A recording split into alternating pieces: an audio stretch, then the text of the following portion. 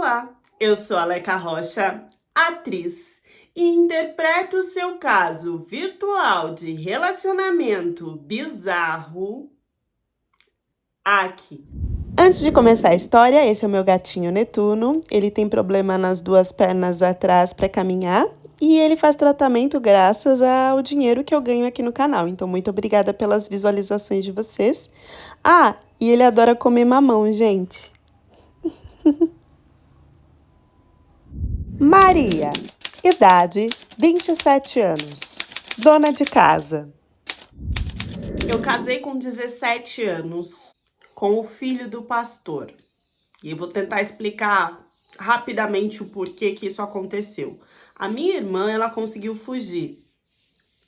Porque assim, a gente tinha várias questões que a gente não aceitava na época da adolescência. E tudo piorava porque a minha mãe e o meu pai eram donos de uma igreja. Então a gente tinha que dar um exemplo ali de coisas que a gente não poderia fazer, mas que a gente queria fazer, que a gente achava certo.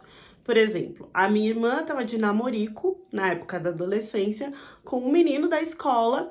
E aí ela deu, gente, não foi beijo de língua, foi tipo selinho, assim, na rua.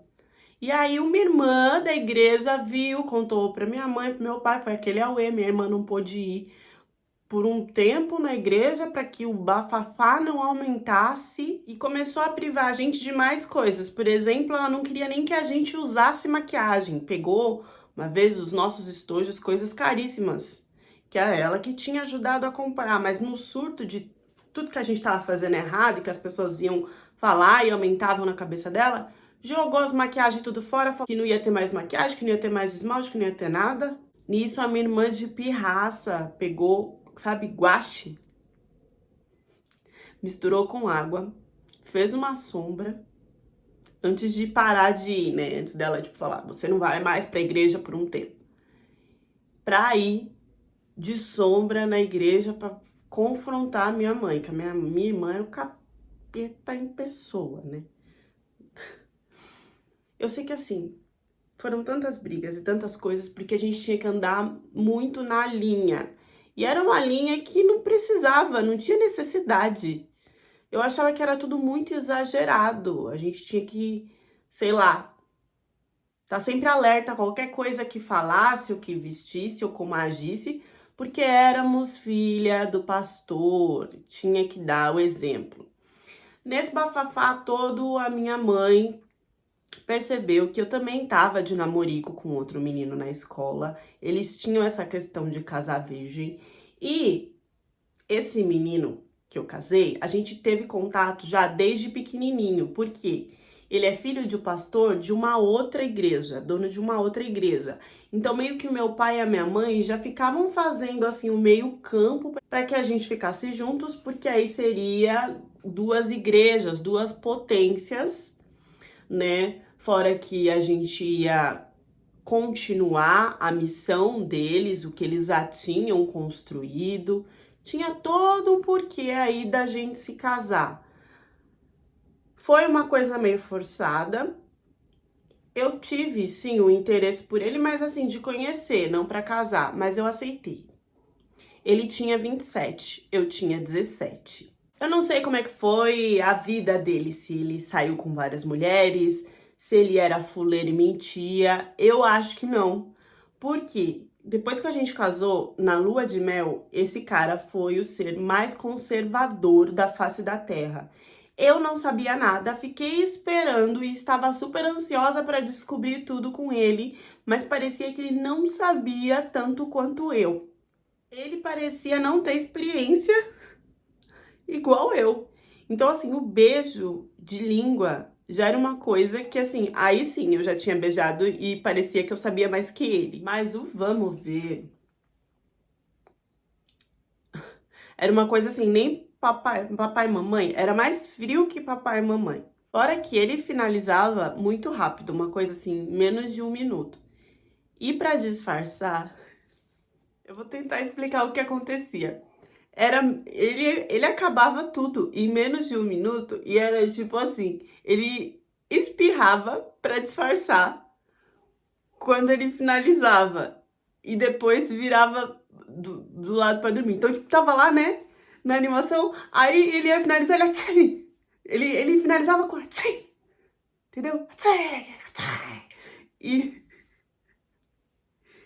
E virava e dormia. Eu achei que, sei lá, aconteceu a primeira vez, ele tava nervoso. Só que sempre era desse jeito. Eu comecei a ficar constrangida. E eu tinha que segurar a risada, porque eu não tava sentindo nada. Ele tava colocando um espirro no meio pra dizer que o espirro tinha ajudado aquilo sair mais rápido, sei lá.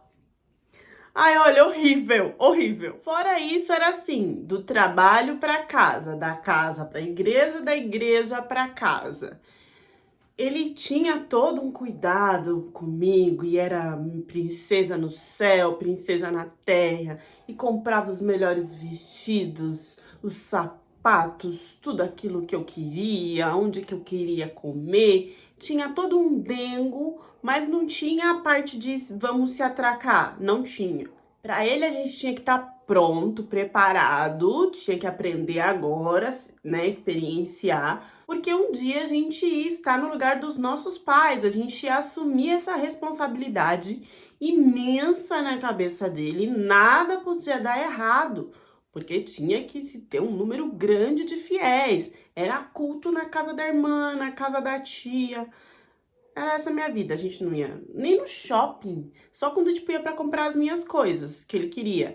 Mas assim, eu quis dizer no shopping, no sentido de passear, sabe? Ir numa festa, no barzinho não podia porque não podia beber. Sei lá, no parque, eu viajar. Eu não tinha uma agitação de vida social e nem na minha relação com ele. Eu era uma irmã que tinha fogo debaixo da saia. E tá tudo bem ter fogo debaixo da saia, desde que o marido apague. No caso dele, ele não apagava. Falar pra minha mãe era tipo assim: ah, você tá destruindo o seu futuro, você tá destruindo o que a gente construiu, não sei o que, não sei o que. Minha irmã falava pra eu pular fora. Não tinha como eu pular fora. Eu tinha praticamente. Eu tinha acabado de casar. E foi passando o tempo desse jeito. Tinha um culto das irmãs que eu ia, que era na casa de uma irmã, eu comecei a fazer amizade com ela. E eu queria muito que essa amizade firmasse logo de eu confiar nela para eu desabafar, porque eu não estava aguentando mais toda essa situação. Eu ficava até o fim, esperava todo mundo ir embora e ainda continuava lá conversando com ela, porque eu também não tinha vontade de voltar para minha casa. Eu não gostava dessa situação na hora de ter relação com ele, entendeu? Se eu tivesse visto isso antes de casar, jamais que eu tinha casado. Isso quando acontecia, né? Porque era uma coisa assim, ah, tem que acordar cedo, não vamos fazer nada. Amanhã a gente tem que estar concentrado para a palavra de não sei o quê. Essas coisas. E essa irmã, ela já estava casada há muito tempo. E eu olhava assim, né, para ela e pro marido, me dava na cara que ele já não dava mais no couro. Eu entendi aquilo ali, eu sabia que se eu me aprofundasse, eu ia conseguir conversar alguma coisa com ela. Depois de uns meses e tal, ela começou a se abrir sobre essas coisas, né? Ai, porque não aguento, porque é homem, porque não sei o quê. No que ela foi se abrir, eu também me abri. A gente achou a história em comum, né? Ela falou, ah, não, mas tem uma coisa que eu faço que ninguém sabe que eu faço, vou te passar então. Eu nunca tinha pensado em fazer, nunca tinha passado na minha cabeça. Ó, na internet tem uns filmes que você pode assistir os filmes e se satisfazer lá, entendeu? Você não vai precisar do marido. Desse jeito que eu tô suportando meu casamento até agora. Eu faço por mim a coisa toda. Lá fui eu me tremendo, enquanto ele não tava lá. Gente, será que eu vou? Será que eu preciso disso mesmo? Que vergonha, sabe? Me senti assim, nossa, tão largada. E com medo de ver o filme, sei lá, achava que isso não era bom, mas fui, tentei. E quando eu assisti o normal, de casal normal, não me veio nada. Na verdade, não me deu vontade. Só que quando eu assisti, quando tinha mais pessoas, eu me interessei. De um jeito que eu nunca pensei que eu fosse me interessar. E aí eu fiquei assustada, porque deu resultado pra mim. Mais do que quando eu tava com meu marido. Aí a coisa pegou na minha cabeça, que eu falei, meu Deus, eu já não gostava do meu marido.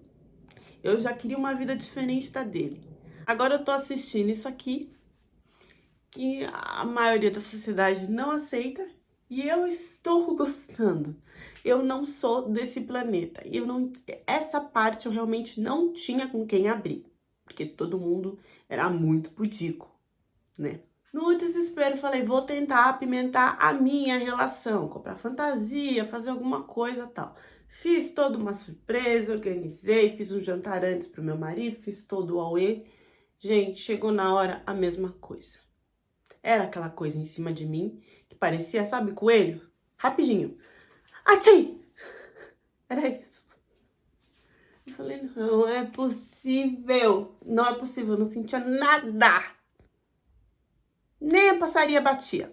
Eu fugi pro quê? Pros filmes. Eu comecei a ficar viciada em ver os filmes. E aí eu vi que eu tava com vontade de beijar outras pessoas, de sair pra balada, até de experimentar a bebida. Nem eu tava me conhecendo. Entrei no Tinder com uma foto diferente pra ninguém saber que era eu e conversava com homens lá. E eu tenho que confessar de que eu conversei com casais. E cheguei até a marcar, mas aí não tive a coragem de ir, porque eles iam ver que eu era outra pessoa, poderiam me conhecer. E eu também tava começando a ficar com a consciência pesada, porque ele pagava minha faculdade, ele me mantinha, ele pagava tudo, cuidava bem de mim. Só que eu não queria mais aquilo. Eu juro pra vocês que eu fui no culto, eu ajoelhei, eu caí em oração. As coisas aliviaram por um tempo, mas depois tudo voltava pra minha cabeça de um jeito que eu não tinha mais controle. E eu fiquei vivendo assim com ele por 10 anos. Ele não fazia questão de me procurar para a parte quente da coisa. Quando procurava era o coelhinho com tosse. Eu continuei vendo vídeo, a minha imaginação foi sei lá para onde que foi parar. Fora que 10 anos depois, eu tava com 27 e ele com 37. E eu tava vendo quase que um velho ranzinza que só queria saber da igreja aumentar, dos fiéis aumentarem e não tava nem aí pro resto. Eu queria mesmo me divorciar. Eu tinha um Facebook que eu fazia posts com os looks que ele comprava pra mim. Era tipo casal exemplar, né? Então era assim, né? Looks que você deve usar na igreja, como que a irmã deve ir pra igreja. E tava lá, eu toda bonitona, emperequetada. Conversava com pessoas nesse Facebook e foi lá que o Denis me deu o primeiro oi. Denis, idade, 37 anos, engenheiro. O Denis me deu oi falando que eu era a cristã mais bonita que ele tinha encontrado na internet. Denis também tinha 37, assim como meu marido, com a diferença de que ele era um cara quente. E não era só naquele sentido lá que todo mundo pensa, não. Era no sentido de que ele era um homem viajado por toda a Turquia, não fora, mas era viajado. Ele tinha fotos e vídeos em todas as regiões da Turquia que vocês possam imaginar. A gente começou conversando sobre Istambul e ele me explicou como Istambul era uma metrópole igual São Paulo, até melhor. Eu não tinha nada com o meu marido nesse Facebook, tá? Era um Facebook mais comercial do que pessoal. Eu conversava com ele no horário que meu marido trabalhava, eu não contei pra ele que eu era casada e logo ele me falou que estava perdidamente apaixonado por mim. Eu tava querendo me divorciar, pra mim eu já não tava mais casada, eu sabia que em pouco tempo eu ia dar esse passo, não tinha por que eu contar pro Denis. Fora que quando a gente conversava, a gente parecia duas crianças bobas, isso me reacendeu uma alegria, uma vivacidade que eu não tinha antes. Depois de uma semana, nós começamos a falar sobre aquelas coisas que eu sempre desejei fazer, mas o meu marido nunca se mexeu para. Então, o Denis narrava para mim o que ele faria comigo no quarto, entre quatro paredes. E falava da luz de vela, de uma boa bebida, de tudo que ele faria comigo, como eu ficaria louca, perdidamente, apaixonada por ele. E eu me fazia de santa. Eu não sei o que acontecia, que aquilo tudo que eu queria fazer, que eu queria estourar pra fora, nessa hora eu fingia que eu tava tímida. Então eu soltava umas risadinhas, ele falava, ai, eu tô louco pra te abraçar e não soltar mais. E eu Gente, eu não sei por que acontecia isso. Era automático, eu não tava forçando, mas eu ficava assim, ai, é mesmo? Sério, enquanto ele tava falando barbaridades e eu, ai, Denise. Eu sei, todo mundo vai perguntar como assim ele narrava e você entendia. O Denis falava inglês e eu também. Eu estudei inglês desde muito pequena porque a igreja da minha mãe fazia missões para outros países e eles pensaram que com certeza um dia eu iria acompanhar tudo isso e ia precisar do inglês. Então ele falava: "Venha para mim, meu amor. Eu te pego com toda a força do mundo". E eu era assim. Eu não conseguia colocar, né, aquela poderosa pra fora quando eu tava falando com ele. Eu parecia uma menininha de 15 anos.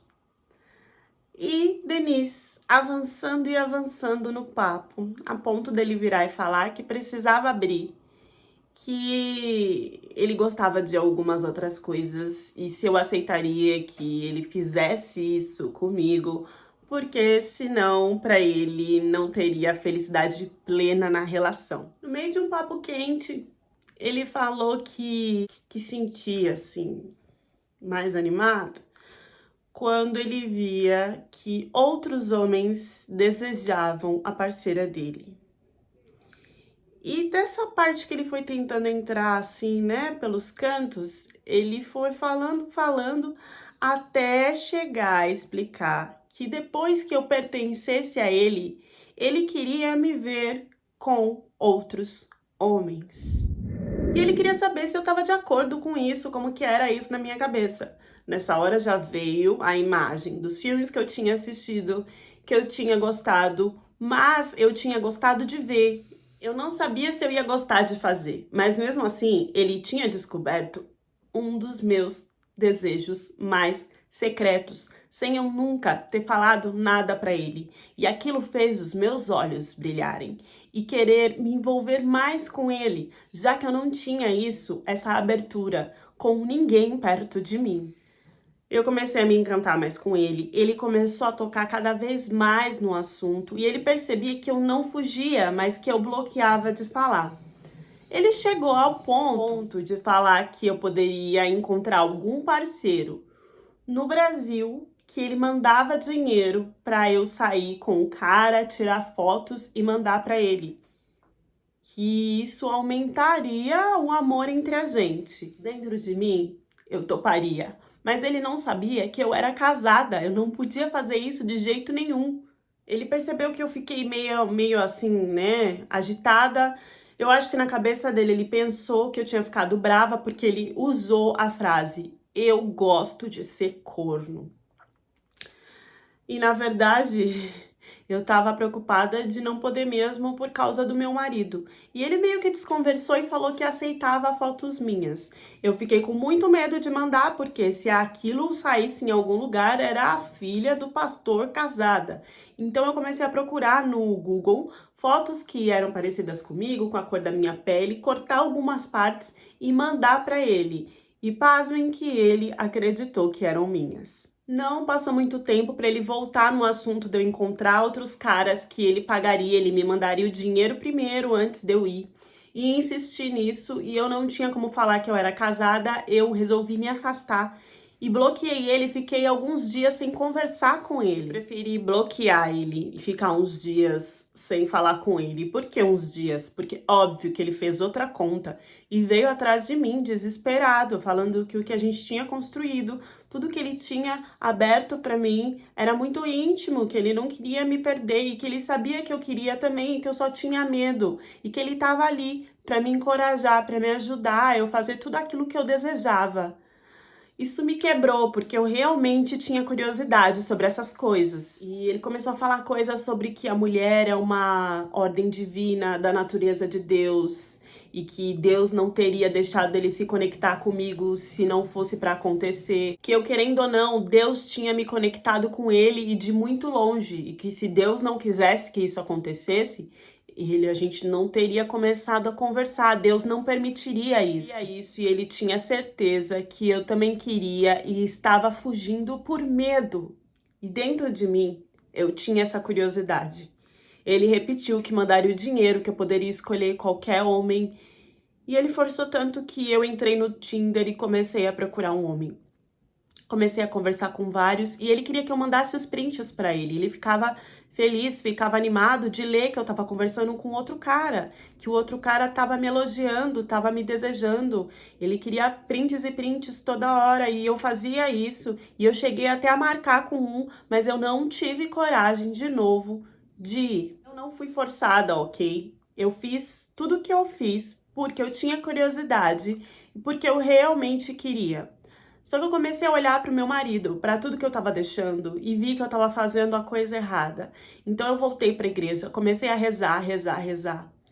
As imagens na minha mente dos vídeos e de tudo dele foram passando, mas conforme eu deixava de rezar na minha casa e ele me mandava mensagem e existia, eu fui voltando a me conectar novamente, mais uma vez com ele. Dessa vez me pegou tão forte que eu comecei a faltar nas coisas da igreja. Eu comecei a falar pro meu marido que eu tava passando mal. E o meu marido achando que poderia ser gravidez, porque eu falava que eu tava tonta, com dor de cabeça, que eu tava enjoada. Cada hora era uma desculpa pra não ir mais no culto, pra ficar conversando com ele. E o meu marido acreditando feliz que ali tinha um bebezinho, que eu só não queria fazer o exame, mas que logo iria fazer e ia descobrir, totalmente avoado da situação. E a história ficava nesse looping. Eu conversava com o cara, mandava pra ele, não tinha coragem, desmarcava. Ele perguntava por quê, atazanava, atazanava, atazanava, a ponto de eu chegar pra ele e falar: cara, eu não posso, eu sou casada, eu menti pra você, isso aqui, isso aqui, isso aqui, isso aqui. E falei: ele vai me bloquear. Quando eu falei que eu era casada, ele se animou com isso e eu não tinha conectado, que se na cabeça dele ele se sentia feliz com outro homem me vendo, com outro homem me elogiando, se ele gostava de ser corno, ele ia gostar que eu tivesse um marido e até que tivesse mentido pra ele. E foi exatamente isso que ele me explicou. E eu não achei aquilo doentio. Eu gostei. E aí ele falou: você não precisa sair então, você pode fazer aí tudo com o seu marido e me mandar. Pediu uma selfie minha com meu marido, eu cortei, limpei assim, né? Passei assim, rabisquei por cima o rosto do meu marido, mandei pra ele. Só que a partir daí a gente começou a conversar mais ainda e ele começou a me ligar de madrugada e eu não atendia, meu celular vibrava, eu tirei pra parar de vibrar, deixei no silencioso. Não sabia como que fazia para deixar com som, vibrando sem som, tava totalmente desequilibrada. E no dia ele me contou que na verdade ele tava me ligando de madrugada porque ele queria que eu tirasse uma foto ou que eu ligasse a câmera na hora que eu tivesse deitada com meu marido só pra ele ver. Eu falei: você é louco, tipo, se ele acorda, se acontece alguma coisa. Ele: não, então tira uma foto, tipo, eu não quero ver vocês fazendo nada, só vocês dois juntinhos. Eu falei: não, não vou fazer isso de jeito nenhum. A minha cabeça já estava totalmente perdida, eu não tinha mais nenhuma conexão com meu marido e eu decidi que eu tinha que me divorciar. As declarações dele começaram a ficar muito forte, ele me mostrou a renda, tudo que ele trabalhava, que ele conseguiria me manter tranquilamente na Turquia, ele conseguiria pagar a passagem para eu ir para a Turquia, mas sabendo que teria esse acordo de eu testar, de sair com outros homens e de ele ver tudo. Depois de mais um ano, eu consegui pedir o divórcio. O meu marido, a minha família ficaram perdidos. O meu marido falou até de tirar a própria vida. Eu não dei entrada nos documentos, mas fui para casa da minha mãe, já dizendo bem claro de que ali tinha acabado, que só faltava assinar a papelada. A minha mãe conversou muito comigo, meu pai também, e eles me forçaram a não assinar o papel, só depois de um tempo que eu tivesse muita certeza.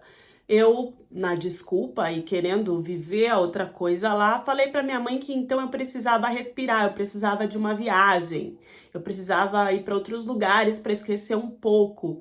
E ela concordou de que eu podia então viajar se eu voltasse já pensando em retornar talvez para o casamento. Óbvio que eu menti, eu não ia retornar para nada, mas eu consegui que ela pagasse as minhas passagens de ida e volta, porque eu também não tinha segurança de ir com as passagens dele, de deixar ele pagar isso. E ela fez assim de coração aberto, porque ali ela viu que esse momento poderia trazer todo o casamento de volta. E ela queria que a gente fosse os primeiros na frente deles quando eles morressem, para seguir com tudo que eles tinham construído. Que eu não podia destruir tudo isso assim por causa de um pouco de perturbação e talvez de confusão e fase, que casamentos tinham fases. Eu não tava mais nem aí pra nada, eu tava vidrada e minha mãe lá se ajoelhando e pedindo. Eu não tava nem aí. Então, ó, na minha cabeça eu tinha acordado que eu estava indo para casar com ele, ficar com ele e não voltar nunca mais. Fui para a Turquia, conheci o Deniz ao vivo, ele era exatamente como ele mostrava no vídeo. E ele me levou nos primeiros dias para conhecer as regiões. Foi tudo maravilhoso. E ele adorava me exibir, porque eu era estrangeira, eu me vestia diferente, os homens olhavam e ele gostava disso. Então ele me colocava na frente mesmo para todo mundo ver, ele se achava com isso. Quando a gente teve relação, meu Deus do céu, a melhor. Quer dizer, só tive 2 caras na vida, meu marido e ele. Mas ele não tinha nem comparação com tudo que ele fazia, como ele me virava do avesso, me deixava sem ar, pedindo socorro e querendo mais. Não existia igual. Depois que eu me conectei com ele, eu falei, daqui eu não saio, daqui ninguém me tira. Do nada ele teve a brilhante ideia e disse que era uma surpresa que ele já estava preparando para mim, de me levar para conhecer a França e uns amigos que ele tinha lá. Eu achei muito estranho, quis saber mais da família dele, porque para mim um turco ir para a França existe muita dificuldade. E ele tinha abertura total, e esses amigos dele também. Ele não quis me apresentar a família logo de começo, mas me deu a entender que a família ali tinha posses e entendimentos maiores para que ele pudesse viajar por outros lugares nessa facilidade. Chegando na França, chegando na casa, tinham 2 amigos. E eu não achei que ele fosse pedir essas coisas que ele falou que queria que eu fizesse para os amigos dele. Mas eu percebi que chegando eles me olharam do pé à cabeça, que eles soltavam sorrisinhos de longe, que eles me elogiavam, que eles queriam fazer tudo por mim. E eu fiquei assim meio com medo dele querer forçar alguma coisa, mas depois conversando com ele, ele falou que jamais iria forçar, que eu só faria aquilo que eu quisesse. E eu via que tinha todo um envolvimento com esses amigos e que ele não ficava com ciúmes. Ele gostava, ele praticamente pedia mais e praticamente ainda me mostrava, olha a roupa dela hoje, olha só esse corpo, olha só não sei o quê. E batia assim, falava, olha que maravilhosa, e é minha, e não sei o quê. Eu não fiquei mal com isso, eu tava gostando também. Os olhares e essas aproximações começaram a ficar mais pesadas e ele ria e falava, minha mulher é bonita, né? Até que um dia ele chegou pra mim e falou que queria marcar a minha primeira experiência e que seria com um daqueles amigos da casa. Eu fiquei com muito medo. Ele falou que eu podia ficar tranquila, que se eu quisesse me comunicar com o meu pai e a minha mãe não teria problema, e jamais que eu falaria isso pro meu pai e pra minha mãe, né? Que se eu quisesse ter o número da polícia, que ele não ia me forçar nada, que tava tudo certo. Eu era livre para ir, voltar, tinha minha passagem de volta, tinha meu passaporte, tinha tudo. Não foi nada forçado, ok? E aí a gente teve essa primeira experiência com um amigo dele, que eu achei que, sei lá, eles poderiam tentar alguma coisa ruim, e não. Correu tudo tranquilamente, e eu gostei de fazer. Ele ficava só observando. Né? Então, tudo aquilo que eu gostei de ter com ele, na verdade, não aconteceu, mas eu tive uma experiência nova com um amigo dele. Esse amigo, depois que aconteceu isso, ele foi embora, então parecia que ele estava na casa só esperando isso. Ficou o outro que me deu a entender que logo mais aconteceria com o outro. E aconteceu depois de uma semana. A mesma coisa, depois que aconteceu, ele também foi embora. Isso era acordado entre nós, eu não vi nenhum problema nessa experiência, mas ele começou a trazer uma quantidade maior de homens. Ele mostrava foto da pessoa e falava, sei lá, daqui a 30 minutos tá chegando. E isso foi aumentando de um jeito que eu não queria viver só fazendo isso, só para isso e com tantos homens. Eu também queria ele, né? E isso era uma experiência à parte que a gente podia viver às vezes. Eu fui tentar conversar com ele sobre isso e ele começou a ficar muito bravo e falar que isso era importante para ele. Eu não conseguia entender por que era importante tantos homens, né, comigo, e ele praticamente nada. Eu briguei, fiquei mal, falei que não ia fazer mais, ele deu um tempo, começou a viver e se relacionar só comigo, mas isso não durou nem um mês e ele voltou de novo a convidar outros homens. E era velho, e era novo, e eu sentia que... E ele começou a me direcionar, tipo, ele gosta disso, quer que você faça isso, ele comprou essa roupa, quer te ver assim, e não sei o quê. E eu comecei a pensar, cara, da onde que tá vindo tantos esses caras? E isso já não tá mais como um casamento, até porque a gente não tinha casado ainda. E sei lá, eu tava satisfazendo só uma coisa dele. Comecei a me sentir mesmo muito usada e perder a curiosidade e desejo que eu tava tendo lá no começo. Foi aí que eu vi que tinha alguma coisa errada e ele começou a me oferecer substâncias. E eu falar que não, e ele meio que falou, forçou. Chegou uma hora que ele forçou eu a usar. E aí eu já fiquei alerta de que eu queria sair daquilo. Até eu perceber que quando acabava a situação, às vezes, por eu ter usado alguma coisa, eu tava um pouco grogue, se tinha uma conversa e eu vi uma troca ali, que eu não sabia se era dinheiro, se era documento, e eu comecei a ficar alerta nisso, falei que não iria mais usar nada, percebi notificação de transferências que estavam subindo na conta dele, que ele dizia que era da mãe e do pai que mandava para que a gente permanecesse um tempinho lá na França. Mas um dia que ele usou substâncias que eu fingi que tinha usado bastante, mas não tinha usado praticamente nada, eu vi no celular dele que as notificações que subiam eram de nomes de homens. E de homens que ou eu já tinha ficado ou que ele falava que eu iria ficar. Foi nesse momento que eu percebi que nada do que eu estava fazendo para ele era por amor, satisfação e desejo do casal, e sim para ele lucrar. Ele estava cobrando por todos os caras que iriam me encontrar desde o começo. E tinha uns que pagavam mensalidade para voltar. Quando eu fui para ir para cima e para brigar, eu notei antes, coisa que eu não tinha percebido e que eu não sei como que chegou até lá, porque na nossa viagem não tinha como ele levar, mas no quarto, em uma das malas, tinha uma arma. Ele com certeza tinha recebido de algum francês, de alguém ali. E com certeza não era legal. E aí eu percebi que se eu fosse pra cima, talvez ele usasse aquilo contra mim, me prendesse, porque me dava uma ideia de liberdade, de que eu podia ir e vir a hora que eu queria. Mas depois de ver a arma, eu percebi que talvez não, ou melhor, com certeza não. Eu me desesperei porque eu sabia que ali eu estava sendo usada. E aí a minha vontade de voltar para a Turquia era cada vez maior. Eu tinha minha passagem de volta. Falei para ele que no começo eu iria cancelar, mas aí eu já avisei que a minha mãe estava doente, eu ia dar uma visitadinha nela, até porque eu tinha questões financeiras no Brasil que depois ia ajudar a gente melhor na Turquia, e aí ele abriu os olhos para isso. E por isso ele aceitou que essa passagem minha de volta fosse usada, que eu voltasse, e aí que seria a minha fuga. Eu fui muito rápida em tudo isso, eu fui muito fria em fazer tudo isso, porque a minha primeira ação era ir contra ele na hora.